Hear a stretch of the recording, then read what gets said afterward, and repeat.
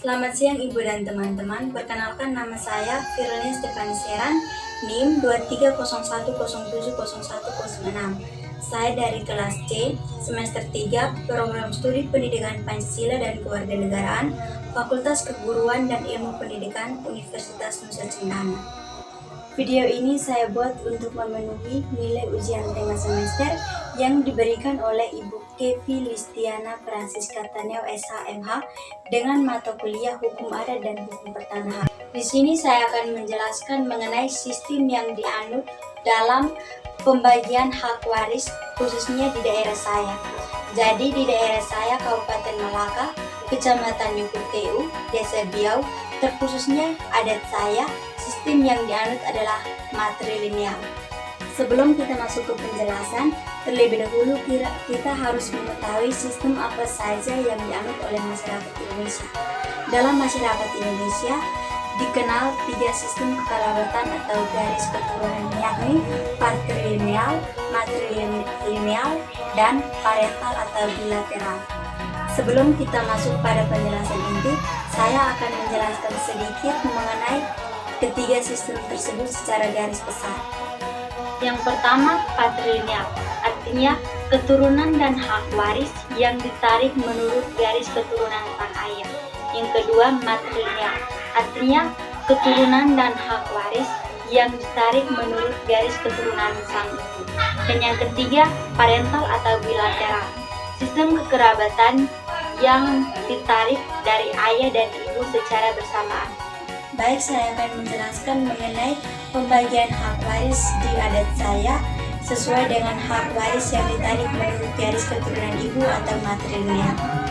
Merujuk pada sistem perkawinan yang dianut oleh masyarakat adat di Desa Biau, Kecamatan Yukutu, Kabupaten Malaka, yakni sistem perkawinan matrilineal, yang mana mengikuti garis keturunan ibu. Hal yang sama juga diterapkan dalam sistem pewarisan adat, di mana anak perempuan yang memiliki hak penuh atas warisan, baik warisan orang tua maupun warisan pusaka adat.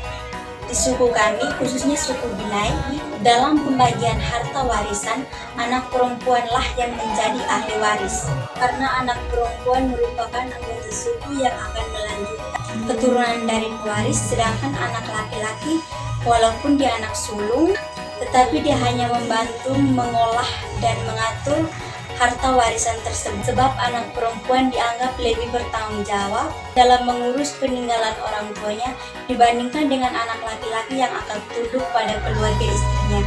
Tetapi bagaimana dengan pewaris yang tidak memiliki anak perempuan?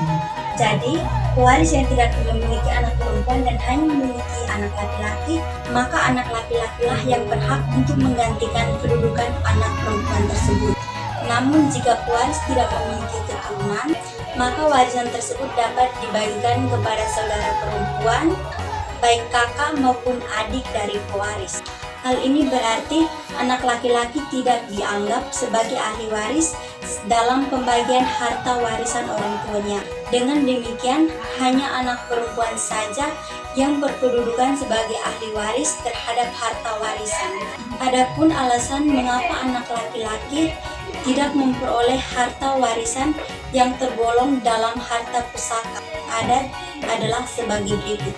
Alasan yang pertama, karena harta pusaka merupakan harta milik bersama anggota keluarga yang sifatnya tidak dapat dibagi-bagikan dan tetap dikuasai oleh anak perempuan dari pewaris. Alasan yang kedua, karena anak laki-laki tidak tinggal dalam keluarga asalnya, sebab anak laki-laki setelah menikah akan mengikuti istrinya dan berdiam bersama keluarga istrinya. Jadi, kedudukan anak perempuan sangat dihormati di suku kami, karena anak perempuan sulung dan anak perempuan lainnya berhak untuk mendapatkan warisan yang diturunkan dari pewaris. Namun demikian, nama belakang anak-anak yang lahir pada perkawinan matrilineal di Kabupaten Malaka tetap menggunakan nama belakang dari ayahnya.